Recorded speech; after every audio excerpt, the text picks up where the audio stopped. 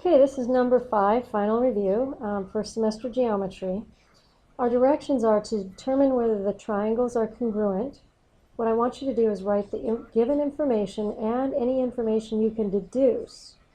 If the triangles are congruent, then tell which postulate or theorem you used. For example, let's look at this first one. We have two triangles, ABC and DCE, and you're given that AC is congruent to CE. You're also given that BC is congruent to CD, so there's a side and a side.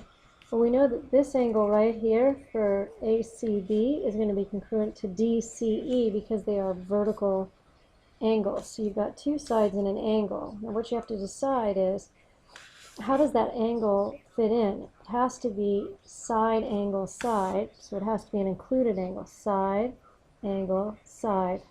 That is an included angle. So yes, the diagram gives enough information to prove that triangle ACB, notice I'm matching up congruent parts now, is congruent to triangle E. E and A are congruent. C and C are congruent. And then D and B are congruent. Notice the position I put them in. You have to match up corresponding parts. And it's those are congruent using the side, angle, side postulate. Now I'd like you to do number 1. Go ahead and sketch the picture. Tell what's given.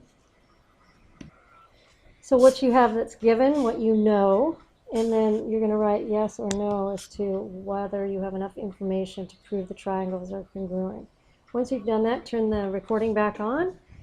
Also know there's sometimes more than one answer. I'll try to address that when there is. Okay, if you look at this big triangle, PQR, then you can see that there's two smaller triangles inside, and PQ, segment PQ, is congruent to segment QR. You can also see that they're right triangles, and since they're right triangles, the hypotenuse is directly across from the right triangle. So PQ and QR are actually the hypotenuse. So we're able to perhaps use the hypotenuse leg theorem to determine congruency. So then we look and see, well, what else do we know? Okay, well, we know that when you have a shared side, QS is a shared side. QS is going to be congruent to QS. That's a leg of a right triangle. So you have leg and hypotenuse. So you have the hypotenuse leg theorem that allows you to say, yes, there is enough information to prove that triangle QSP, notice some congruent parts, QSP is congruent to triangle QSR. Okay, we're going to go to the next page, and you're going to try a couple more. Okay, now we're on to number 3. Number 2, actually. The first one we did as an example, then just number 1. Now we're on to number 2. Go ahead and sketch this figure.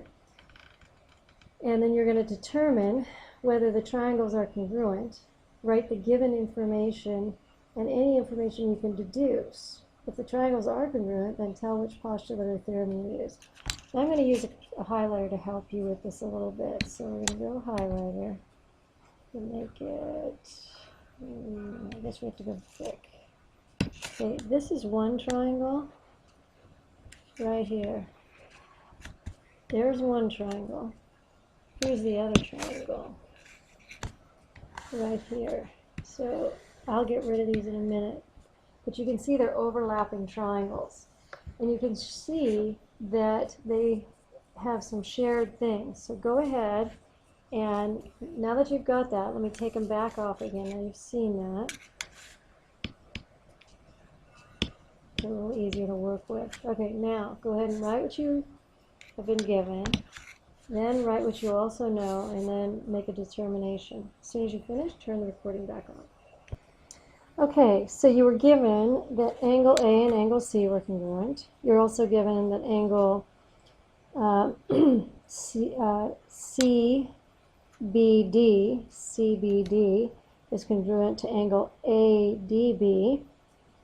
So that gives you two angles. and then you know that they share this one side BD with one another. If you were to separate them out, they both have that bottom side being BD. So BD is congruent to BD because they're a shared side. So that gives you a side. Now, that shared side is non-included, and that word's important. It's the shared side is non-included because it's not between angle C and angle CBD, and it's not between angle A and angle ADB. So it's going to be angle side theorem. So yes, there is enough information in the diagram to determine that triangle ADB is congruent to, now A corresponds to C, B corresponds to D, so CB, so CB, D, and ADB, so that we have all the corresponding parts in order. And it's congruent based on the angle side theorem. Okay, go on and we're going to draw another one and do that one. Shut off the recording, then check it. Okay, look at number 3 now. You have two triangles. These are hand-drawn, so they don't always look as congruent as they should.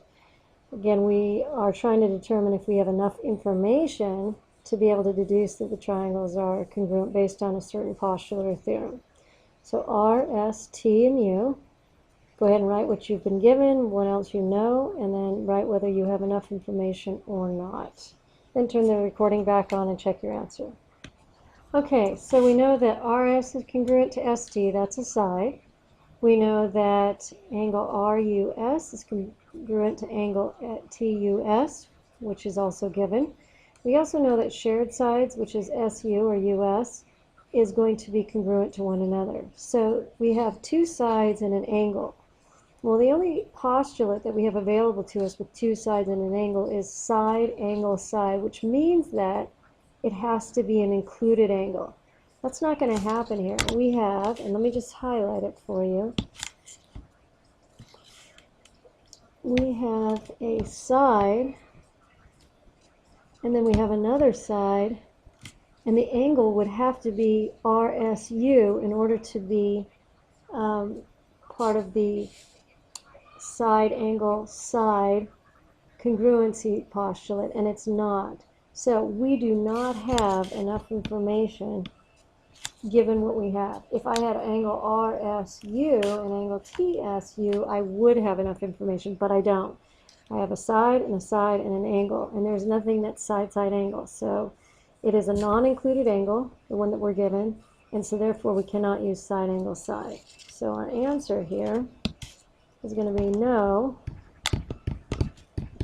there is not enough information in the diagram to determine triangle congruency. Okay, hopefully this has been helpful. It's all in Chapter 5, and there are 5 postulates and some theorems that help you understand this. So again, you have the notes to review it. Please go back over it, and there's also a little table in your book that can also be very, very helpful.